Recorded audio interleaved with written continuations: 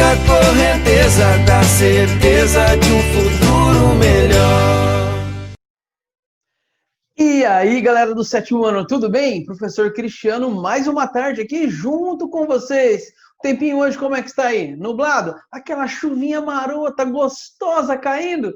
Que legal, galera. E eu estou aqui então para nós continuarmos os nossos estudos dentro do capítulo 3, Reforma Protestante. Nesta unidade estamos conhecendo um pouco mais sobre a nossa religiosidade, sobre o surgimento das igrejas protestantes que ocorrem ali exatamente naquele momento de passagem, de transição entre o período medieval e o período moderno. Na última aula, nós vimos o anglicanismo e eu pedi que você fizesse a página 60 da apostila. Fez? Tranquilo? Então, bora para a correção sem perder muito tempo. Olha só, a página 60 traz para você esse texto e nós vamos lê-lo agora. Leia o texto com atenção e observe a imagem. Deus chama cada um para uma vocação particular, cujo objetivo é a glorificação dele mesmo. O comerciante que busca o lucro pelas qualidades que o sucesso econômico exige, o trabalho, a sobriedade, a poupança e a ordem, responde também ao chamado de Deus, santificando de seu lado o mundo pelo esforço e sua ação é santa. E aí, logo abaixo, então, aí nós temos um texto do João Calvino. E logo abaixo nós temos uma ilustração que foi feita ali também no século XVI, no qual, vamos ler. Em uma celebração na Catedral de Genebra, Calvino condena as pessoas que não seguiam suas rígidas regras morais. Na ilustração, João Calvino nega a Sagrada Comunhão aos libertinos na Catedral de Genebra, feita no século XVI. Então, nesta ilustração, o João Calvino está negando, ele não está dando a comunhão para aqueles que eram considerados libertinos, aqueles que estavam se entregando aos prazeres da carne. Não, vai tomar comunhão não. Legal? Não, não é legal. Legal é a ilustração, né? Mas a atitude ali é ruim, né? O cara tá chegando ali para tomar comunhão e aí, não, você não vai tomar não, você tá fazendo coisa errada. Galera, vamos em cima desse texto, em cima dessa ilustração, nós podemos perceber duas coisas que eu mostrei na última aula. A questão da glorificação ou da não condenação do lucro por parte da igreja calvinista, muito pelo contrário, inclusive, né? O lucro é visto como uma coisa boa. Lembra da musiquinha?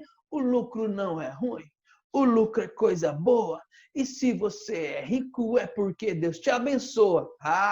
O rap do Calvino é mais ou menos isso aí.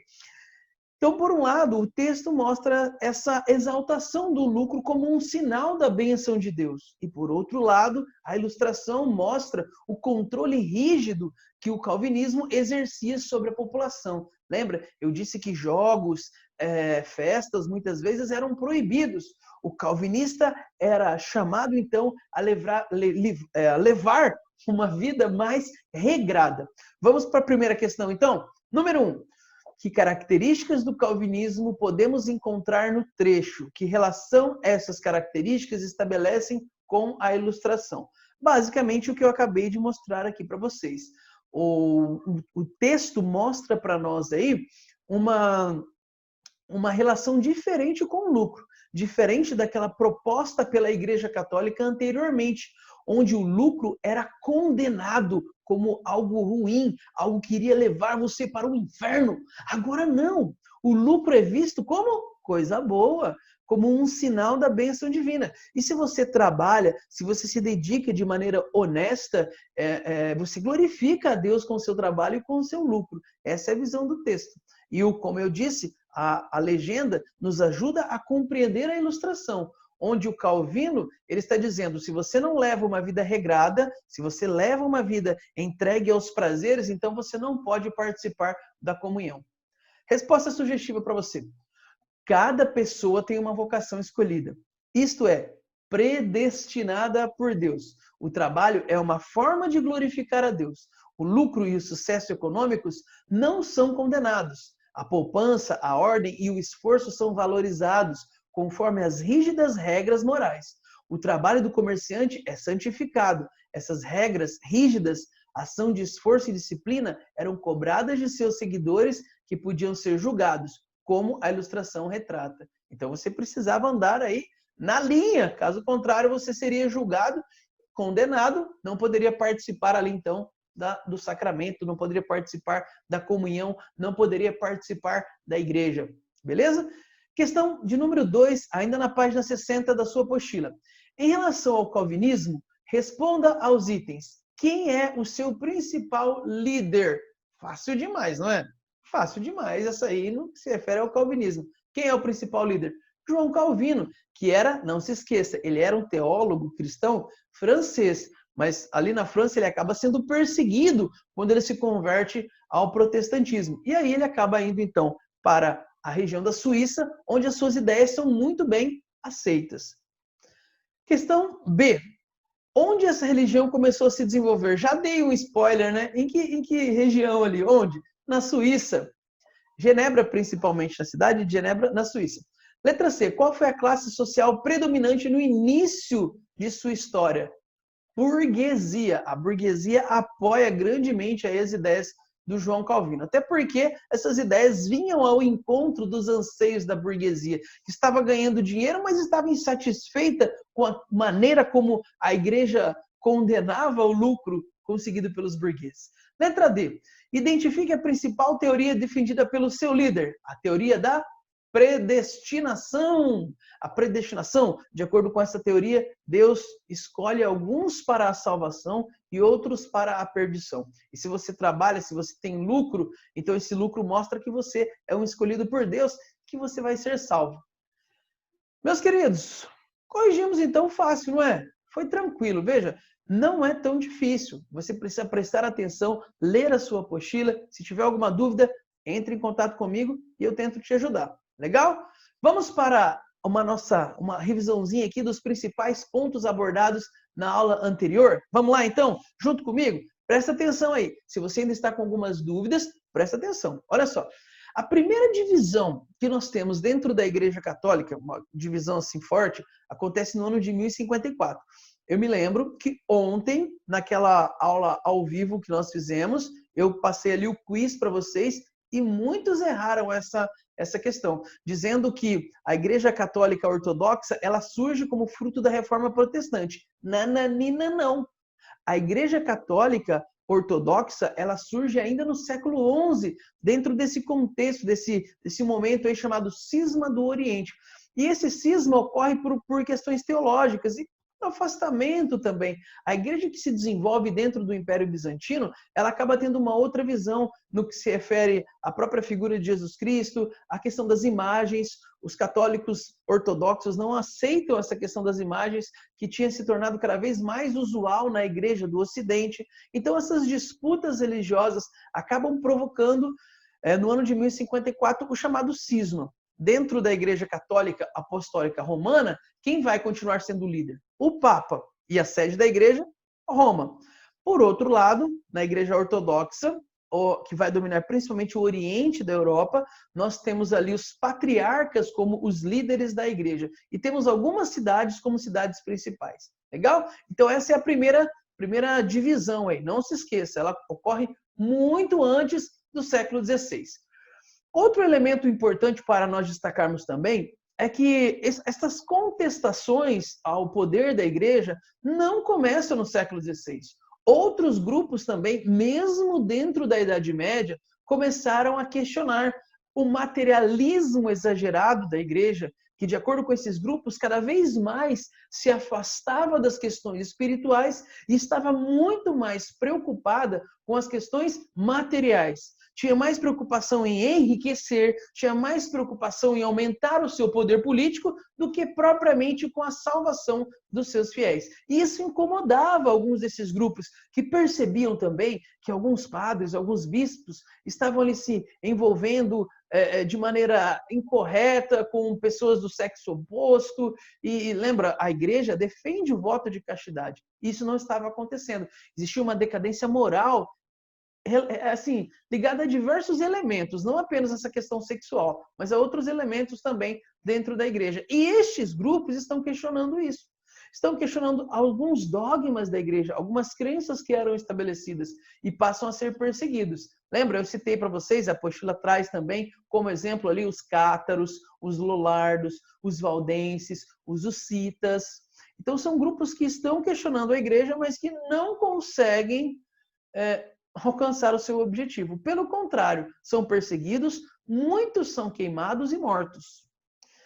Por quê? Eles foram acusados de heresia. O que é uma heresia? Heresia é quando você questiona um dogma da igreja, certo? Então não se esqueça deste termo, essa palavra heresia. E aquele que comete heresia é chamado de herege. Então todos esses grupos foram acusados de heresia, foram expulsos de dentro da igreja e muitos, inclusive, foram perseguidos e mortos. Pessoal, agora falando mais especificamente sobre a Reforma Protestante, que ocorre, então, no século XVI. A Reforma, como eu destaquei aqui, ó, nesse último tópico aqui para vocês, deixa eu pegar aqui, olha só, destaquei nesse último tópico, a Reforma, ela ocorre dentro de um contexto de transformações sociais ocorridas na transição da Idade Média para o período moderno, para a Idade Moderna. Lembre-se que, professor, que transformações sociais são estas? São as transformações que nós estamos estudando desde o começo do ano. A centralização de poder, o renascimento comercial, o renascimento das cidades. Lembra, eu já falei várias vezes para vocês que tudo isso vai mudando a maneira como o homem enxerga o mundo, a maneira como as pessoas se relacionam umas com as outras. E também muda a maneira como as pessoas têm a sua religiosidade. No capítulo anterior, nós percebemos como essas transformações impactou a maneira de produzir arte, com o renascimento cultural. Vimos ali que houve um resgate de ideias e valores do classicismo, vimos que houve uma valorização do humanismo, do antropocentrismo. Lembra? Então, todas essas características também afetam a religiosidade.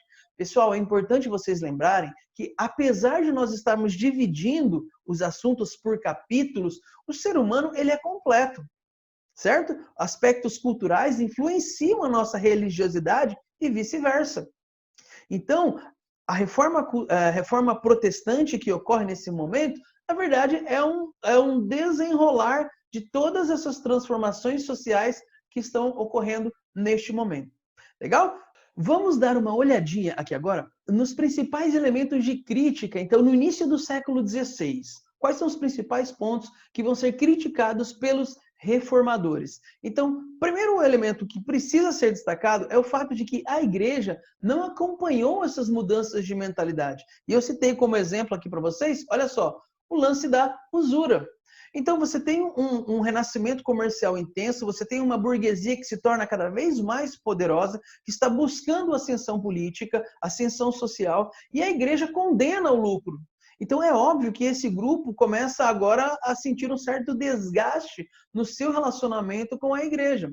Mas não é só isso. Eu disse para vocês, lá no capítulo sobre o renascimento, que o antropocentrismo coloca o homem no centro das coisas. A maneira de enxergar o relacionamento com Deus mudou. Deus não é visto agora como um ser distante, que não se importa e que a igreja tem que ficar ali fazendo a intercessão. Não, o homem, ele consegue, através das suas orações, se aproximar de Deus. Então, o papel da igreja agora já começa a ser questionado. Ora, será que de fato precisamos de alguém para fazer a intercessão? Será que eu não posso fazer a intercessão? Então, tudo aquilo que era trazido pela igreja como uma verdade absoluta também. Por que não pode fazer isso? Por que devemos fazer aquilo? Onde está escrito? Será que na Bíblia está escrito assim mesmo? Então, essas transformações que ocorrem, a igreja não consegue também dar conta de atender a essas novas demandas, a essas novas necessidades. Segundo ponto, a venda de indulgência. Isso aqui é uma coisa muito grave, né? Isso mostra, está diretamente ligado também com esse primeiro item, certo? Por quê? No passado, quando a igreja dizia que algo era assim, pronto, acabou, é assim. Então, se a igreja dizia que um papelzinho te trazia salvação, as pessoas acreditavam nisso. Só que agora, a autoridade da igreja está sendo questionada. Será que, de fato, a salvação vem pela compra deste papel? Será que eu preciso realmente comprar esse papel para ser salvo? Será que é este o caminho da salvação? A autoridade da igreja passa a ser questionada. E a venda de indulgências vai ser muito criticada à medida que alguns teólogos começam a se debruçar sobre a Bíblia e, entre outros elementos, começam a levantar o fato de que a salvação vem pela graça de Deus e não por algo que eu tenho que comprar com o meu dinheiro. Outro ponto também de destaque é a simonia, vai ser criticado também. São aquelas relíquias que são criadas ou que surgem ali, que são apresentadas pela Igreja Católica e que a partir dessas relíquias também a Igreja busca gerar lucro. Então é o prego que crucificou Jesus, é um pedaço da madeira que estava na cruz de Cristo, é a cabeça de João Batista, e para poder visitar todos esses itens é necessário que você pague. Então esse excesso de relíquias que supostamente teriam pertencido aos apóstolos ou ao próprio Cristo, passa a ser questionado. A autoridade desses elementos, a veracidade destes elementos também passa a ser questionado. O nepotismo, a nomeação de parentes para cargos específicos dentro da igreja, o materialismo exagerado, se preocupando muito mais com as questões materiais do que com as questões espirituais. A decadência moral, já citada anteriormente também, onde os padres começam a se envolver com mulheres, começam a se envolver com jogos, com bebidas, e mostra aí uma decadência moral muito grande. Então, estes são alguns fatores que vão ser criticados pelos reformadores. Mas, lembrando sempre, partindo aqui do Martinho Lutero, que é o primeiro, a preocupação do Lutero, no primeiro momento, não é romper com a igreja.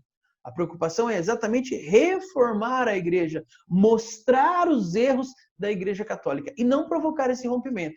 Esse rompimento acontece muito mais como uma consequência do que, de fato, como algo planejado. A Reforma Protestante, como eu disse, ela tem esse start aí com a fixação das 95 teses por parte do Martinho Lutero na Igreja de Wittenberg. Por que ele faz isso? Você se lembra?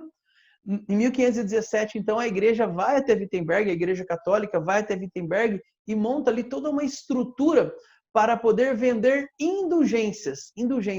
E o Martinho Lutero, revoltado contra aquilo, acaba fixando, então, essas 95 teses ali na porta da igreja. Essas 95 teses acabam se espalhando, lembrando aqui, destacando o papel da imprensa nesse processo de difusão das ideias. A imprensa já existia nesse momento, e as 95 teses, por exemplo, acabam se espalhando ali dentro da Alemanha e chegam até o Papa. E o Martinho Lutero vai ser muito criticado. Não é isso que ele esperava. Tanto que em 1521 ele acaba sendo excomungado por parte da igreja. Legal? Não é legal, né? Legal assim, entendeu? Legal não é. Mas ele vai ser excomungado. O que dá início ali, então, a esse processo de ruptura. O Martinho Lutero ele vai ser perseguido pela igreja, mas ele acaba recebendo o apoio de diversos príncipes dentro ali do território do Sacro Império Germânico, do Sacro Império Romano Germânico. E esse apoio é fundamental para que ele não seja, quem sabe, morto, condenado ali por heresia também. O fato é que, a partir da excomunhão do Martinho Lutero, nós temos o surgimento, então, de uma nova igreja. E dentro do Sacro Império Romano Germânico, nós vamos viver um longo período ali de disputas, se pode, se não pode, se deve ou se não deve manter essa nova fé, essa nova igreja que surge dentro do território, até que em 1555 nós temos, então, aquele episódio conhecido como Paz de Augsburgo, onde finalmente a igreja luterana é reconhecida e ela pode atuar dentro do território alemão. Eu quero destacar aqui as principais doutrinas deste primeiro momento da Reforma Protestante, com o Martinho Lutero. É chamado de 5 solas. Sola de sapato, sola de botina, não são essas solas não. Sola aqui vem do latim, de somente, tá bom? Então, vamos acompanhar. Acompanha comigo aí, ó. Sola gratia, sola fide, solos Christus, sola Escritura e soli Deo Glória. O que isso quer dizer? Sola gratia, somente a graça. Então não tem indulgência, não tem, as minhas obras não me salvam. Esse é o primeiro ponto que o Lutero destaca. Então a salvação ela vem pela graça. Segundo ponto, sola fide, somente pela fé. Não há nada que eu faça também que me salva. É pela graça de Deus, mediante a fé que eu tenho, na graça de Deus, eu sou salvo. Solos Christus, somente pelo sacrifício de Cristo. Sola Escritura, Toda a autoridade provém da Escritura. É a única fonte de autoridade para o protestantismo. E só lhe deu glória. Toda a glória deve ser dada a Deus. E nenhum outro homem, nem mesmo o Papa ou qualquer outro líder, merece a glória que é exclusiva de Deus. Então, estas são as 5 solas, ficam conhecidas dessa forma, que surgem aí com o protestantismo. Beleza? Então, estes são os principais pontos que eu destaco para vocês aí sobre a reforma que ocorre. Alguns vão falar dentro da Alemanha, mas lembra, não assim, para você conseguir localizar, bacana. Mas para nós sermos mais precisos, vamos dizer aí, dentro do Sacro Império Romano Germânico, porque lembrando que a Alemanha não existe enquanto país unificado neste momento. Lembra que nós estudamos nas unidades anteriores a unificação dentro da Inglaterra, a unificação dentro da França, a unificação do território espanhol e português, mas a Alemanha ainda não se unificou. Lembra que eu disse para vocês? São diversos reinos ali e tem um imperador que gerencia todo esse território. Por isso é o Sacro Império Romano Germânico. Galera, na última aula eu falei para vocês sobre o calvinismo. Lembra? Outro importante movimento que ocorre na Suíça a partir de um teólogo francês chamado João Calvino. E aqui nós vamos destacar sempre o lance da burguesia. O João Calvino ele tem esse apoio da burguesia porque a doutrina da predestinação, que é uma das principais doutrinas pregadas pelo João Calvino, ele supostamente encontra essa doutrina dentro da Bíblia. Eu queria deixar isso bem claro, gente. Não tem aqui uma motivação econômica. Realmente essas pessoas acreditavam nisso. A partir do momento em que você tem a tradução ali da Bíblia para o idioma e as pessoas têm acesso, elas começam a interpretar a Bíblia à sua maneira. E o João Calvino entendeu que existia esse lance da predestinação, que Deus escolhia algumas pessoas para serem salvas, e inclusive aí ele destaca aquela questão que eu coloquei no início da aula, que você deve, através do seu trabalho, através do seu esforço, você deve honrar e glorificar a Deus. E a riqueza que vem mediante esse trabalho é um sinal de que você é um escolhido de Deus para a salvação. Então é claro que a burguesia, que é extremamente rica, vai apoiar o calvinismo. Só que uma outra doutrina importante que não pode ser negligenciada é a questão do rígido controle social. Lembra que lá no início também nós fizemos um exercício que mostra isso. Não é assim, então eu sou rico, eu sou salvo por Deus, eu posso fazer festa, jogar. Não. É uma vida extremamente regrada, uma vida extremamente rígida. E lembrando que o Calvino, como ele tem um controle social dentro de Genebra, controle político mesmo, porque a igreja calvinista, que recebe o apoio da burguesia, controla a vida política nessa região. Então eles controlam de fato a sociedade de maneira bem rígida. Esse então foi o calvinismo. Olha só, 2 movimentos que nós estudamos. O luteranismo, com Martinho Lutero, e o calvinismo com o João Calvino. E agora tem um terceiro movimento que eu quero destacar para vocês também, que é o anglicanismo. O anglicanismo vai surgir onde? Dentro da Inglaterra. Esse mapinha que eu tenho aqui, olha só, é o mapa da Europa. Dá para você perceber, né? Nós temos aqui ó, a Península Ibérica, a Península Itálica, mas o que interessa para nós é essa região aqui, ó. A região da Grande Ilha, a Ilha da Britânia, a Inglaterra. A Grã-Bretanha, né, formada aqui pela Escócia, País de Gales, Escócia e a Irlanda aqui também. Essa ilha aqui, gente, é a ilha da Inglaterra. E eu quero destacar alguns elementos importantes para vocês.